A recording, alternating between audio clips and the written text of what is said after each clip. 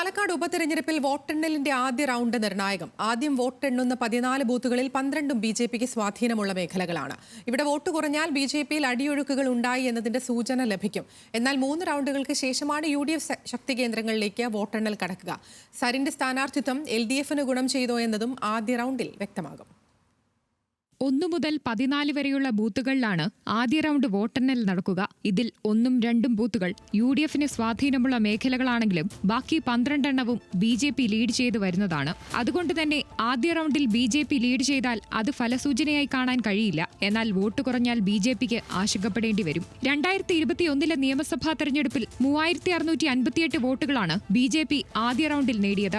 UDF 1854 വോട്ടും LDF 1233 വോട്ടും.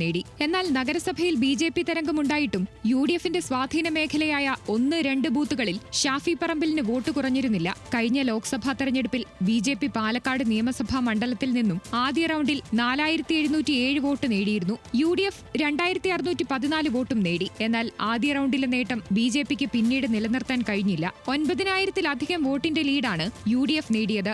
UDFന്റെ സ്വാധീന മേഖലകളിലേക്ക് കടക്കണമെങ്കിൽ 5 റൗണ്ടെങ്കിലും കഴിയണം. LDFന് നഗരസഭയിൽ ശക്തി കേന്ദ്രങ്ങൾ കുറവാണെങ്കിലും ഓരോ ബൂത്തിലും വോട്ട് വർദ്ധിക്കുന്ന സാഹചര്യമുണ്ടായാൽ പ്രതീക്ഷയേറും. 2021 ആദ്യ റൗണ്ടിൽ 100-ൽ താഴെ വോട്ടുള്ള 10 ബൂത്തുകളാണ് LDFനുണ്ടായിരുന്നതെങ്കിൽ കഴിഞ്ഞ ലോക്സഭാ തെരഞ്ഞെടുപ്പിൽ 4 ബൂത്തുകളായി കുറഞ്ഞു. സരിന്റെ സ്ഥാനാർത്ഥിത്വം കൽപ്പാത്തി മേഖലയിൽ സ്വാധീനം ചെലുത്തിയോ എന്നതും ആദ്യ റൗണ്ടിൽ വ്യക്തമാകും. 9599 വോട്ടുകളാണ് ആദ്യ റൗണ്ടിൽ എണ്ണാനുള്ളത്. കാറ്റ് എങ്ങോട്ടാണ് വീശുന്നതെന്നറിയാൻ കാത്തിരിക്കാം. ന്യൂസ് മലയാളം, പാലക്കാട്.